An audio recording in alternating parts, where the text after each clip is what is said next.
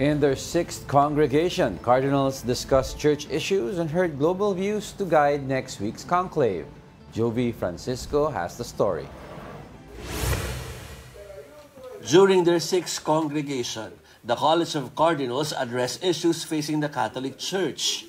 They listened to several perspectives from continents and regions. The Cardinals believe this will guide their decision in next week's conclave, and that it may serve as the roadmap of the Catholic Church's direction in the coming years. At ito din advantage ngayon, malalaman ng cardinals yung situation sa buong mundo, and they will get to know each other during these days before the conclave, and they will also try to see what the Church needs, what characteristics of a Pope we need today. This will be the daily routine for the cardinals in the days leading to the conclave. Aside from attending masses and meetings, they will also embark on activities that will aid their selection of a new pope.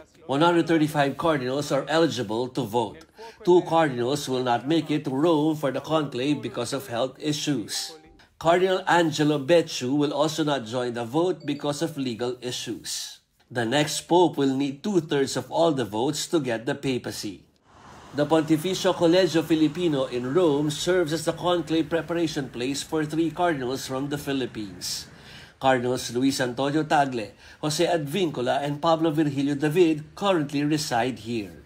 The place reminds visitors of retreat places in Tagaytay or Baguio, a quiet place perfect for reflection. There are several prayer rooms, and there's even a library. Just about sufficient for cardinals swamped with materials needed to be read and imbibed. The priests of the PCF also serve as support group of our cardinals. Kami dito, we host them dito. Dito sa PCF, sanay na sanay naman tayo kasi marami ding bishops na nag-aral noong 1970s, 1980s, 1990s dito.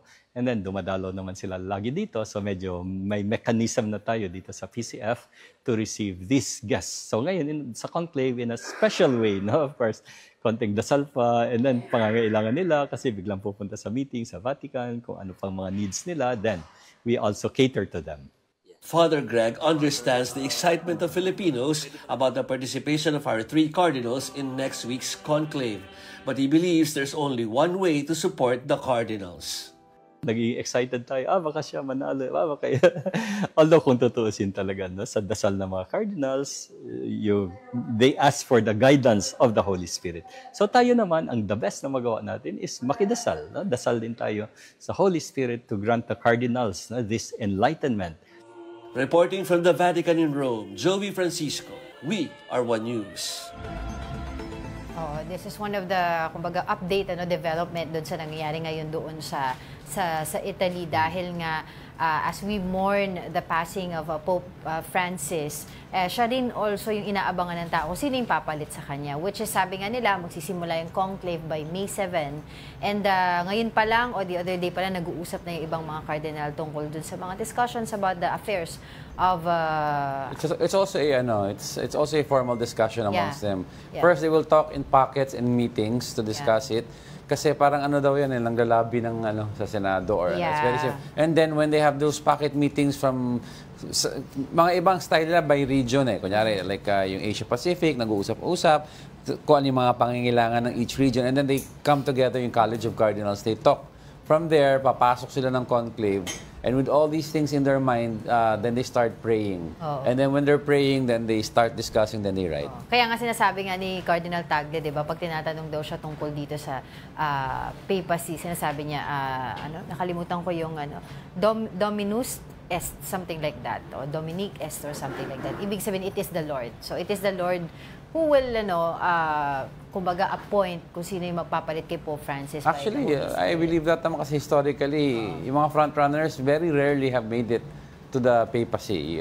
John Paul II was similar story to Pope Francis, that he was a popular, charismatic cardinal, but in those days, nobody took him seriously because he was an actor, he was pogy, he was they never thought that he would be Pope. Pero all of a sudden, naboto siya. Pero ang pinaka-recent history in modern time history of the Catholic Church, ang pinaka-Pope lang ata na talagang naisip mo na from the start na magiging Pope si Benedict. Everyone knew when John Paul, had to be Cardinal Ratzinger at the time But of Germany. during nung election, nung conclave nung sa panahon naman ni Pope Francis, di ba hindi din naman siya yung frontrunner? No? Oh, that's why I'm saying historically it's only Benedict ang frontrunner na pumasok in modern history. But si Francis, ang lumalabas pang ang name nun si Cardinal Tagle, yung South African Cardinal lumalabas noon. Siya yung frontrunner nun, I remember. Kaya when he was declared from sa Argentina, nag-anuhan tao, what? 'Di ba? Parang wow, nagulat lahat.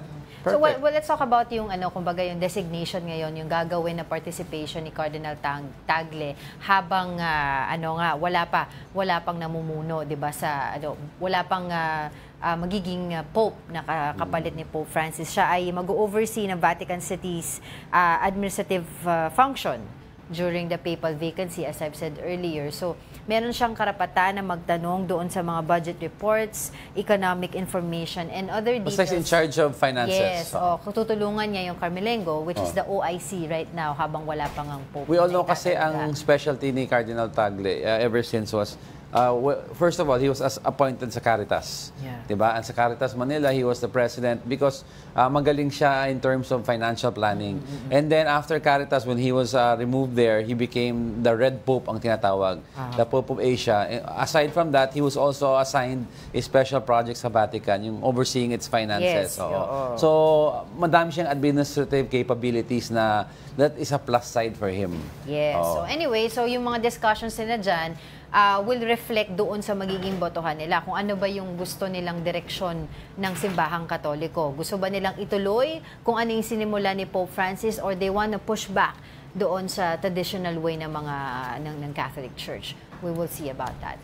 But for the meantime, in other news,